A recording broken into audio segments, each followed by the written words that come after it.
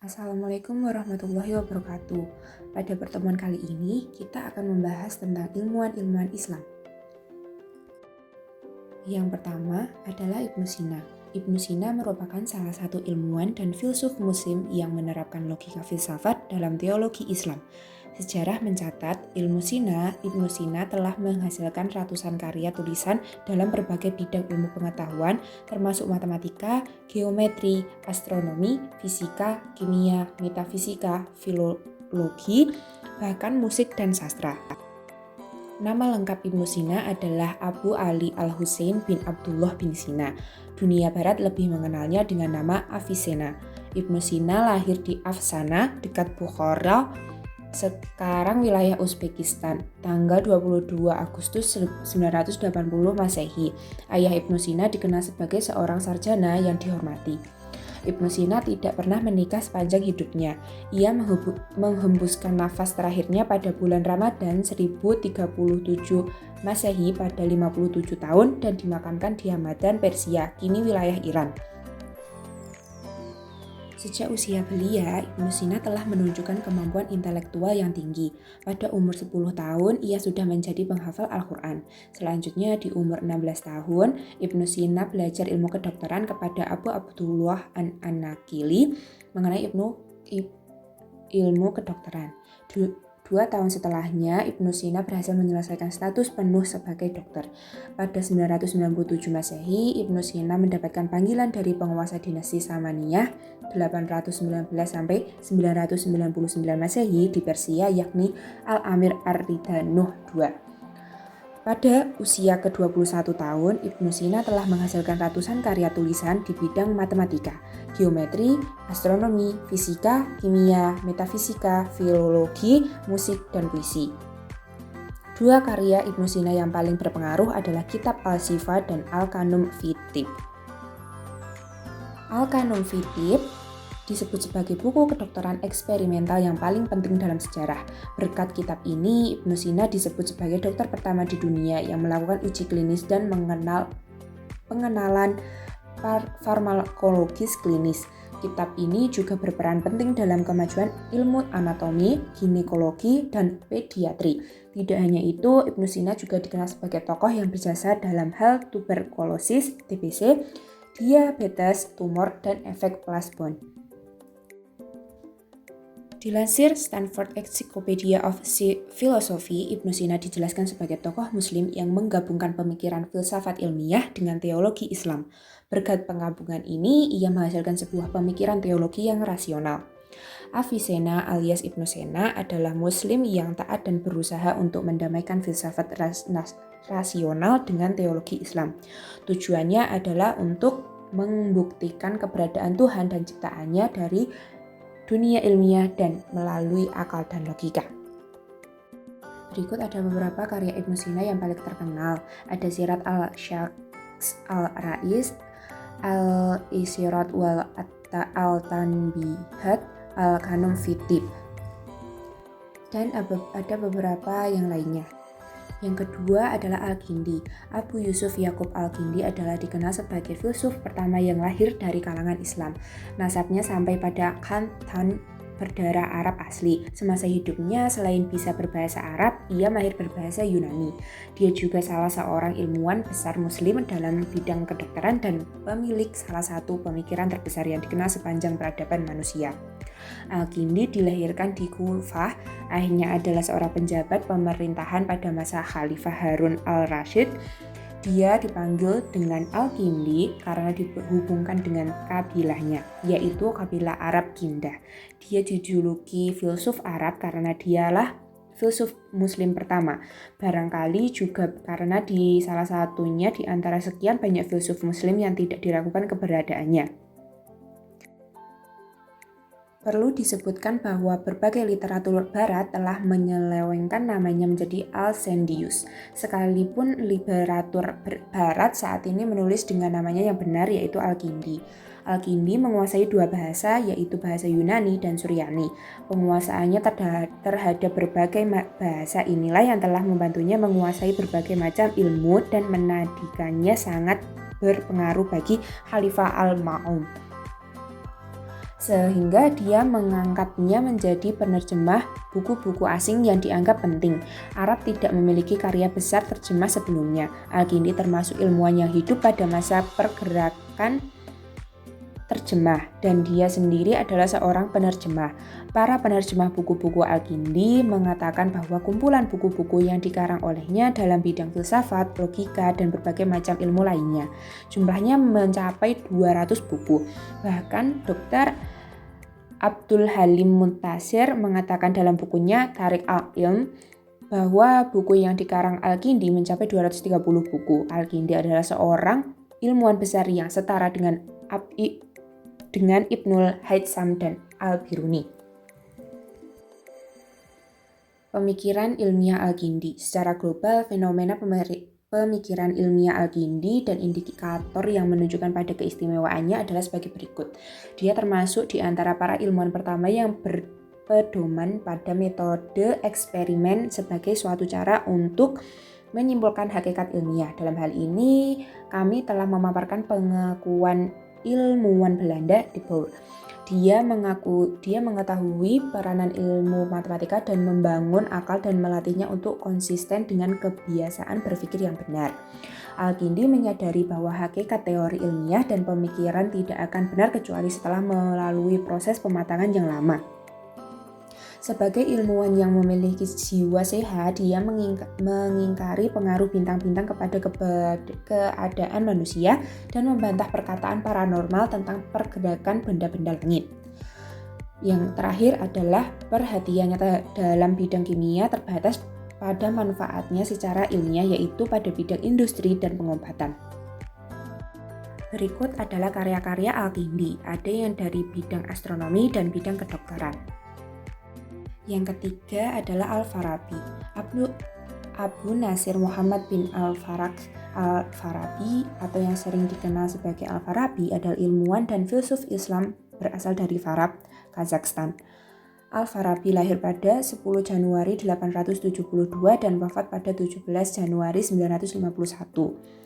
Al-Farabi merupakan pemilik politik yang perfeksionis. Dia menciptakan teori politik dengan menggabungkan berbagai pemikiran politik yang dipelajari dari para filsuf Yunani seperti Plato, Aristoteles, dan Plotinus. Kontribusinya terletak di berbagai bidang seperti matematika, filosofi, pengobatan, bahkan musik. Jika ditinjau dari ilmu pengetahuan, karya-karya Al-Farabi dapat ditinjau menjadi 6 bagian, yaitu logika, ilmu-ilmu matematika, ilmu alam, teologi, ilmu politik dan kenegaraan, bunga rampai atau kutub manawwa'ah.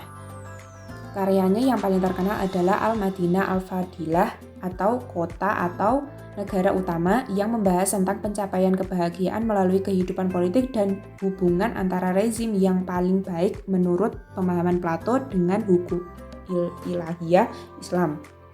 Pemikiran tentang pemimpin, asal-usul negara dan warga negara. Bagi Al-Farabi, pemimpin negara harus ada terlebih dahulu, baru kemudian rakyat atau masyarakatnya. Sebagaimana kejadian alam semesta, di mana Tuhan harus ada terlebih dahulu sebelum adanya alam. Menurut Al-Farabi, manusia merupakan warga negara yang merupakan salah satu syarat terbentuknya negara. Oleh karena manusia tidak dapat hidup sendiri dan selalu membutuhkan bantuan orang lain, maka manusia menjalin hubungan-hubungan atau asosiasi. Kemudian dalam proses yang panjang, pada akhirnya terbentuklah suatu negara. Menurut Al-Farabi, negara atau kota merupakan suatu kesatuan masyarakat yang paling mandiri dan paling mampu memenuhi kebutuhan hidup antara lain sandang, pangan, papan, dan keamanan, serta mampu mengatur ketertiban manusia sehingga pencapaian kesempurnaan bagi masyarakat menjadi mudah. Negara yang warganya sudah mandiri dan bertujuan untuk mencapai kebahagiaan yang nyata menurut Al-Farabi adalah negara utama. Yang keempat adalah Ar-Razi. Abu Bakar Muhammad bin Zakaria Ar-Razi atau yang sering dikenal sebagai Ar-Razi adalah salah satu ilmuwan terbesar dalam Islam yang mempelajari kesehatan, filsafat, kimia, matematika, dan kesastraan. Ar-Razi lahir pada tanggal 28 Agustus 865 Masehi dan meninggal pada tanggal 9 Oktober 925 Masehi. Buku-buku Ar-Razi pada bidang kedokteran adalah Hidup yang Luhur, Petunjuk Kedokteran untuk Masyarakat Umum, Keraguan pada Galen, Penyakit pada Anak. Kontribusi dalam bidang kedokteran Ar-Razi yang pertama ada cacar dan campak. Sebagai seorang dokter utama di rumah sakit di Baghdad, Ar-Razi merupakan orang pertama yang membuat penjelasan seputar penyakit cacar. Cacar terjadi ketika darah mendidih dan terinfeksi, di mana kemudian hal ini akan mengakibatkan keluarnya uap, kemudian darah muda atau yang kelihatan seperti ekstrak basah di kulit berubah menjadi darah yang makin banyak dan warnanya seperti anggur yang matang. Pada tahap ini, cacar diperlihatkan dalam bentuk gelembung pada minuman anggur. Penyakit ini dapat terjadi tidak hanya pada masa kanak-kanak tetapi juga masa dewasa. Cara terbaik untuk menghindari penyakit ini adalah mencegah kontak dengan penyakit ini karena kemungkinan wabah cacar bisa menjadi epidemi. Diagnosa ini kemudian dipuji oleh Ensiklopedia Britannica pada tahun 1911. Kedua, alergi dan demam. Razi diketahui sebagai seorang ilmuwan yang menemukan penyakit alergi asma dan ilmuwan pertama yang menulis tentang alergi dan imunologi. Yang ketiga ada farmasi. Pada bidang farmasi, Ar-Razi juga berkontribusi membuat peralatan seperti tabung, spatula, dan mortar. Ar-Razi juga mengembangkan obat-obatan yang berasal dari merkuri. Yang keempat ada etika kedokteran. Ar-Razi juga mengemukakan pendapatnya dalam bidang etika kedokteran. Ar-Razi juga mengatakan bahwa tujuan menjadi dokter adalah untuk berbuat baik, bahkan sekalipun kepada musuh dan juga bermanfaat untuk masyarakat sekitar. Yang kelima adalah Al-Khawarizmi. Al-Khawarizmi atau Abu Abdullah Muhammad Ibnu Musa Al-Khawarizmi atau sering disebut dengan Al-Khawarizmi adalah seorang ahli matematika, astronomi, astrologi, dan geografi yang berasal dari Persia. Al-Khawarizmi lahir sekitar tahun 780 di Khawarizm atau sekarang Khiva, Uzbekistan, dan wafat sekitar tahun 850 di Baghdad. Karya-karya Al-Khawarizmi. Yang pertama, keterbukaannya dalam mengadopsi ilmu-ilmu pengetahuan dari manapun membuat Khawarizmi melahirkan banyak karya. Yang pertama, kitab Al-Jam' Tafriq Bihisab Al-Hind. Buku penjumlahan dan pengurahan menurut penghitungan Hindu merupakan titik awal pengembangan matematika dan sains. Yang kedua, kitab Al-Mukhtasar fi Hisab Al-Jabr wal Muqabalah, buku ringkas tentang perhitungan dan penyeimbangan. Yang ketiga, Risalah fi Istikhraj Ta'rik al-Yahud, ekstraksi era Yahudi pada 823. Karya terbesarnya adalah Al-Jabr. Bukunya yang berjudul Al-Kitab Al-Mukhtasar fi Hisab Al-Jabr wal Muqabalah, The Compendious Book on Calculating by Completions and Balancing, menjadi pondasi penting dalam aljabar di era modern. Aljabar juga menjadi materi yang banyak dipelajari di dunia sampai saat ini. Bapak Aljabar. Buku pertamanya, Aljabar adalah buku pertama yang membahas solusi sistematik dari linear dan notasi kuadrat, sehingga ia disebut sebagai Bapak Aljabar. Kontribusi beliau tak hanya berdampak besar pada matematika, tapi juga dalam kebahasaan. Yang pertama, kata aljabar berasal dari kata aljabr, satu dari dua operasi dalam matematika untuk menyelesaikan notasi kuadrat yang tercantum dalam buku beliau. Yang kedua, kata logarisme dan logaritma diambil dari kata algorismi, latinisasi dari nama beliau.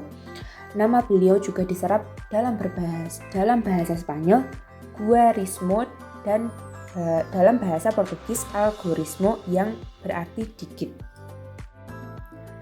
Yang keenam ada Ibnu Al-Haytham, bernama lengkap Abu Al-Muhammad Al-Hasan Ibnu Al-Haytham, dilahirkan di Basra, Irak pada tanggal 1 Juli 965 Masehi.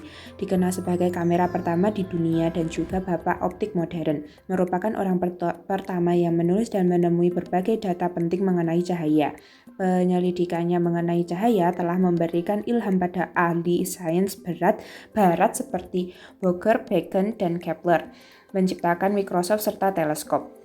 Adapun beberapa karya-karya Al-Haytham yaitu kitab Al-Tahwi'ah Tahlil wa Al-Taqib mengenai ilmu geometri, kitab Tahlil Al-Masail Al-Adadiyah tentang aljabar, makalah fi Istikhraj Sima Al-Kiblan yang mengupas tentang arah kiblat bagi para musafir, risalah fi Sinat Al-Syi'r mengenai nulisan puisi, dan makalah Fima Tadu Ilaih mengenai penggunaan geometri dalam urusan hukum Islam.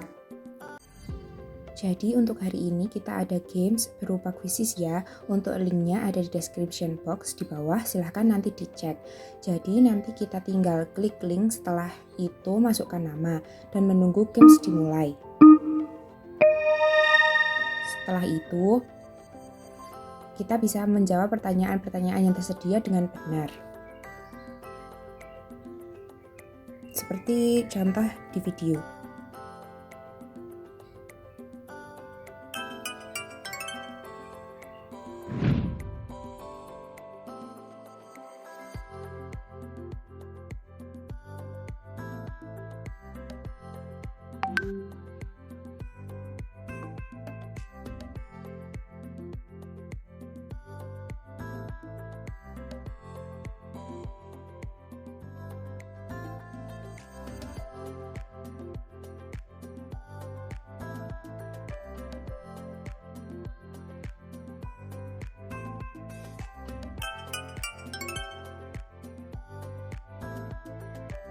Baik, sekian pertemuan hari ini. Terima kasih. Wassalamualaikum warahmatullahi wabarakatuh.